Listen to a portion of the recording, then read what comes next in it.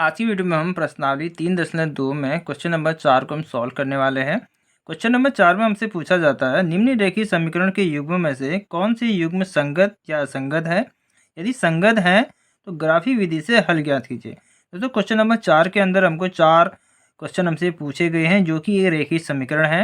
हमें ये पता करना है कि ये रेखीय समीकरण संगत है या असंगत है। अगर यह रेखीय समीकरण संगत है तो ग्राफी विधि से हल ज्ञात कीजिए। तो वीडियो के लास्ट में मैं आपको बताऊंगा कि संगत रेखीय समीकरण का ही ग्राफी विधि से हल ज्ञात करने के लिए क्यों कहा गया है, जबकि असंगत के लिए नहीं कहा गया है। तो सबसे पहले हम क्वेश्चन को हम सॉल्व करेंगे। तो हमारा जो पहला क्वेश्चन है वह है x + y = 5। तो दोस्तों हम इसको समीकरण नंबर 1 मान लेते हैं। ठीक है, तो ये हमारा हो गया है समीकरण नंबर 1। उसी तरीके से आगे हमको दिया है 2x + 2y = 10। ये हमारा हो गया है समीकरण नंबर 2। अब हम समीकरण नंबर 1 से a1 a2 के मान हम निकाल सकते हैं, a1 b1 के। तो a1 हमारा हो जाएगा 1, b1 हमारा हो जाएगा 1, c1 हमारा हो जाएगा 5। उसी तरीके से समीकरण 2 से हमको मान मिलेगा a2 = 2, b2 = 2, c2 = 10। अब हमारा क्या आया, a1/a2 = a1 का मान हमारा 1/2।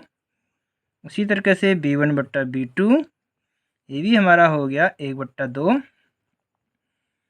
और c1/c2 ये हमारा हो गया 5/10। तो 5 से ही कट जाएगा एक बार, ये कट जाएगा 2 बार, तो हमारा क्या आया 1/2। तो अब हम देखते हैं कि क्या यह आपस में बराबर हैं। तो a1/a2 का मान है 1/2, b1/b2 का मान है 1/2 और c1/c2 का मान भी है 1/2। दोस्तों हमको पता चल रहा है कि a1/a2 का मान b1/b2 के बराबर है और b1/b2 का मान c1/c2 के मान के बराबर है। तो इसका मतलब है कि यह जो रेखीय समीकरण है दोस्तों, यह संगत रेखीय समीकरण है। तो क्वेश्चन में हमसे कहा गया था कि अगर रेखीय समीकरण संगत है तो उसका ग्राफी विधि से भी हमको सॉल्व करना है। तो अब हम इसको ग्राफी विधि से हम सॉल्व करेंगे। तो ग्राफी विधि से सॉल्व करने के लिए दोस्तों हमको सबसे पहले समीकरण 1 में x और y का मान हमको ज्ञात करना है। तो समीकरण नंबर 1 जो हमारा है x + y = 5 है। ठीक है, तो अब हम इसमें x और y का मान हम ज्ञात करेंगे। तो x और y का मान हम क्या रख सकते हैं, 5, 0, 4, 1, 3, 2। अब x की जगह 5 रखें, y की जगह 0 रखें, तो हमारा दोनों ही दायां पक्ष और बायां पक्ष हमारा बराबर आएगा। तो इस तरीके से हमने x और y के मान हमने निकाल लिए हैं। अब हम समीकरण 2 में हम x और y के मान निकालेंगे। तो हमारा समीकरण नंबर 2 है 2x + 2y = 10। क्योंकि दोस्तों यहाँ पे 2 हमारा कॉमन आ रहा है तो हम इसको कॉमन ले लेते हैं। तो x + y = 10। दोस्तों इस 2 को हम यहाँ ले आएंगे तो x + y = 10 के बट्टे में चला जाएगा। तो हमारा जो इक्वेशन निकल के आएगा वो है x + y, 2 से ये कट जाएगा 5 बार, तो ये हमारा आ गया है x + y = 5। तो इसमें हमारा x जो y का जो हमारा मान निकलेगा वो क्या होगा,